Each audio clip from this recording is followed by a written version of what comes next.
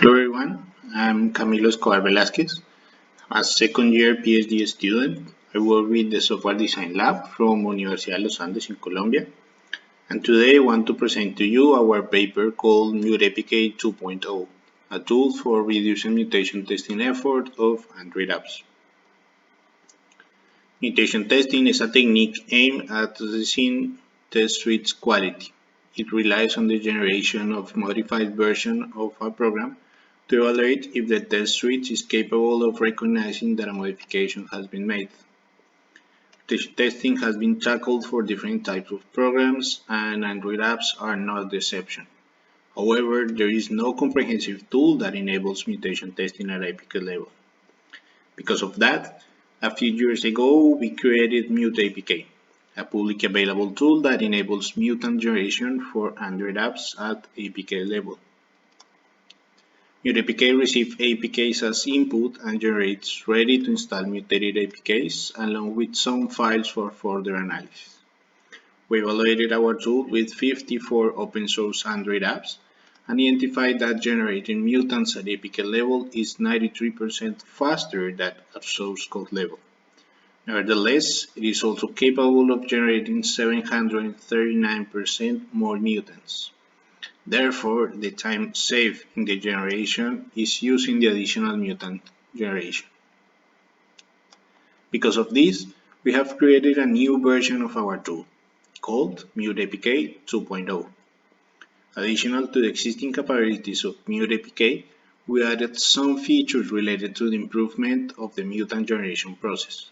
Specifically, we have enhanced MutAPK with the capability of removal of dead code, duplicate and equivalent mutants, along with the selection techniques of mutants. MutAPK Workflow is divided in 6 main stages. First, APK preprocessing, where we use APK tool library to retrieve a decoded version of the app in an intermediate representation called SMILEY. Second stage is associated with the processing of the decoded app to avoid injecting mutation into dead code. Third stage consists of the potential fault profile derivation, where static analysis of SMILEY code is done in order to locate the possible location where mutations can be injected. Fourth, mutant selection stage, where depending on the selected technique, a sampling of the found location is performed. Fifth, mutant generation stage, where each mutated copy of the app is analyzed to identify if it is an equivalent or duplicate mutant.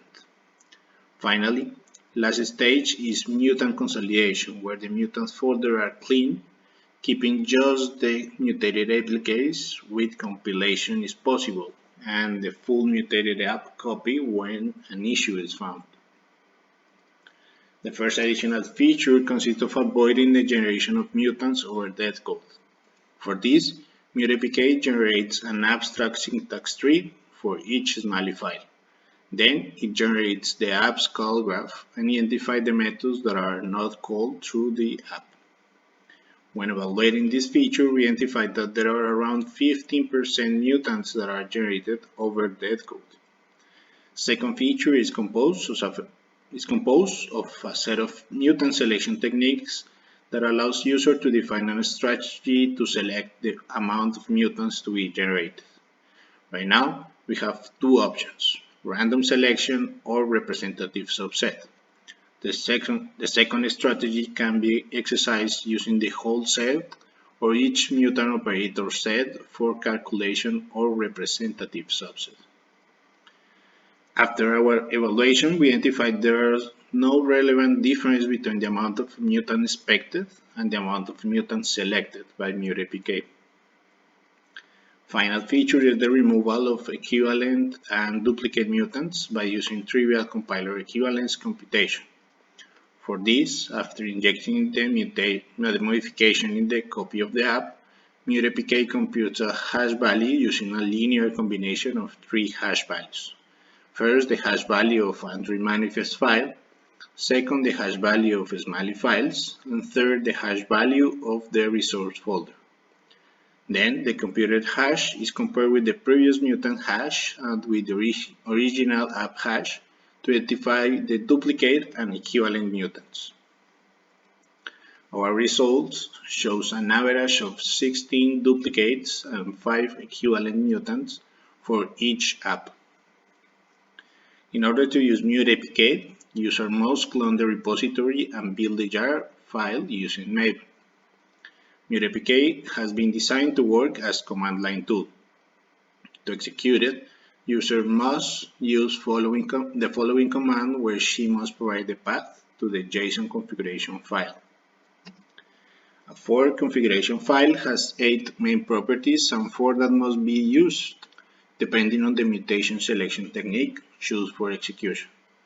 First, the APK path property defines the path to the APK to be used as base for mutation process. Second, the app name property defines the app's main package. Third, the mutants folder path that tells MutAPK where the mutants must be generated. Fourth, operators dir that defines the path to the operators.properties file. Fifth, the multi-thread execution parameter that enables the generation of mutants using all the threads available in the computer. Sixth, the extra path that defines the path to the extra folder where extension libraries must be located.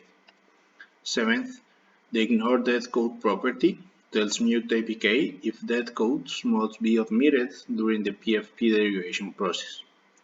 8. The selection strategy property that defines the strategy MutAPK must use to sample the full mutant set. This property has 3 possible values: all, amount mutants, or representative subset. In case user selects amount mutants technique, she must provide also a value for amount mutants property under selection parameters. In the other case, user selects representative subset, it must provide values for 3 properties. First, per operator property to define if subset must be computed using each mutant operator set as base. Second, confidence level subset must guaranteed. And third, the margin error allowed for the sampling.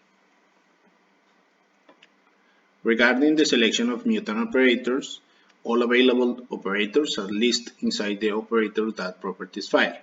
In case user wanted to remove one, she can delete or comment the line within the file. MutAPK console output is built as a markdown file.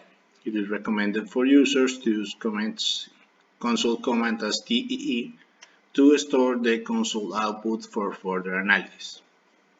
First, MutAPK reports the value provided in the JSON configuration file.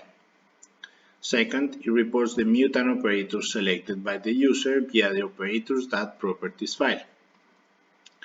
Third, it reports statistics from the dead code analysis. There are 3 values reported.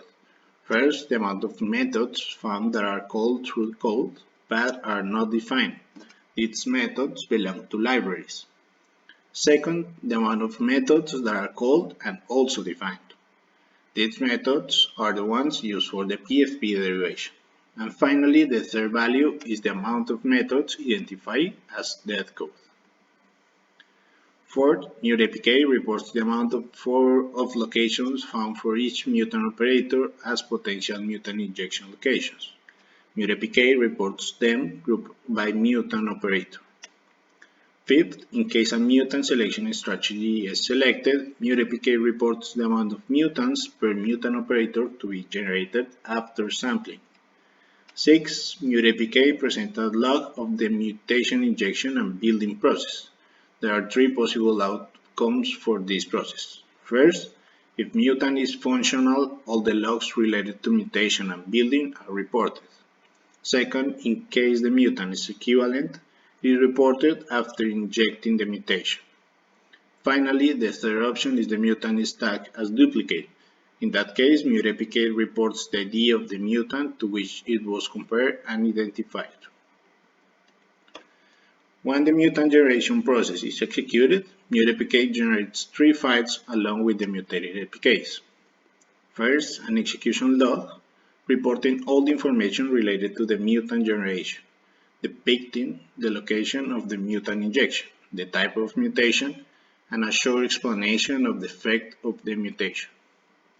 Second, the potential fault profile representation, where all the potential fault locations found are detailed in terms of its mutation tab and file location. Third, an execution time report showing copying time, mutation time, and building plus signing time.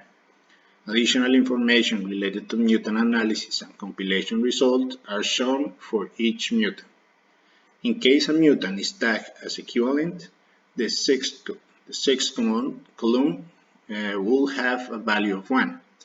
In other case, the mutant is tagged as duplicate, the seventh column will have a value of 1, and the eighth column will have the ID of the mutant it was compared and identified as a duplicate. Finally, the last column will report if the mutant was built or not. It's worth noticing there are 2 entries for each mutant, since creation of the app copy and mutation injection are done in different moments. Additionally, MutAPK might not be able to build all the mutants due to compilation issues. In case the mutant is generated, the corresponding folder will have the mutated APK, a signed version of the mutated APK, and a copy of the file the mutation was injected.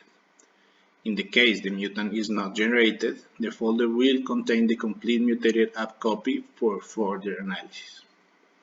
Thank you for watching this video. Please visit our online appendix for more information.